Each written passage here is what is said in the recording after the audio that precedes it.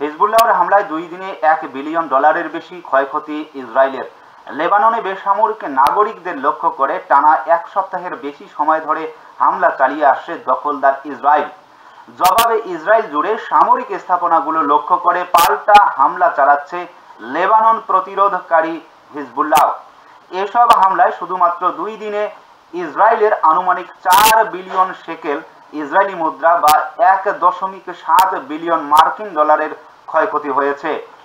Israeli গণমাধ্যমের বরাত দিয়ে বুধবার এক প্রতিবেদনে লেবানন ভিত্তিক সংবাদ মাধ্যম আল মায়াদিন জানিয়েছে, গেল 2 দিনে হিজবুল্লাহর ক্ষেপণাস্ত্র ও ড্রোন হামলায় এবং হামলা ঠেকাতে ব্যবহৃত আকাশ প্রতিরক্ষা ব্যবস্থা রক্ষণাবেক্ষণে ইসরায়েলের 1 বিলিয়ন মার্কিন ডলারের বেশি খরচ হয়েছে।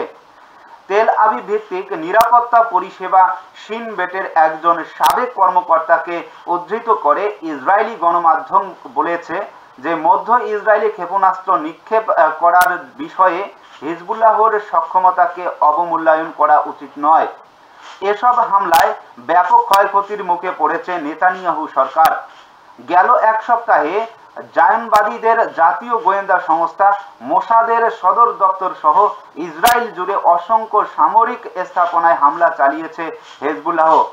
এসব হামলা ঠেকাতে আকাশ প্রতিরক্ষা ব্যবস্থা, আয়রন ডোম এবং অত্যাধুনিক সব প্রযুক্তি ব্যবহার করছে ইসরায়েল, যা অত্যন্ত ব্যয়বহুল। ইসরায়েলি কর্মকর্তারা বলছেন যে মাউন্ট হরমন থেকে আরাভা উপত্যকা পর্যন্ত ইসরায়েলের কোনো এলাকাই যুদ্ধক্ষেত্রের বাইরে নেই। এসব এলাকার নিরাপত্তা নিশ্চিত করতে লাখ লাখ ডলার ব্যয় করতে হচ্ছে সরকারকে। অবসরপ্রাপ্ত ইসরায়েলি ব্রিগেডিয়ার জেনারেল এবং সেনা প্রধানের সাবেক অর্থনৈতিক উপদেষ্টা রিম অ্যামিনোস বলেন যে ক্ষেপণাস্ত্র প্রতিরক্ষা ব্যবস্থার ক্রমবর্ধমান ব্যবহার ইসরায়েলের দৈনিক অপারেশনাল খরচ উল্লেখযোগ্য হারে বাড়িয়ে দিয়েছে। তিনি আরও বলেন যে মুহূর্তে এসব প্রতিরক্ষা ব্যবস্থা মোতায়েন করা হচ্ছে, ঠিক তখন থেকেই খরচ বাড়তে শুরু করেছে। এই যুদ্ধের প্রত্যক্ষ খরচ প্রায় 130 বিলিয়ন শেকেল উল্লেখ করে অ্যামিনোস বলেন, কিন্তু পরোক্ষ খরচ যোগ করা হলে তা প্রায় 250 বিলিয়ন শেকেল পৌঁছতে পারে। নেতানিয়াহু সরকারকে সতর্ক করে তিনি আরও বলেন, হিজবুল্লাহর বিরুদ্ধে যুদ্ধ পরিচালনা করা অত্যন্ত ব্যয়বহুল এবং তা সঠিকভাবে পরিচালনা করা উচিত।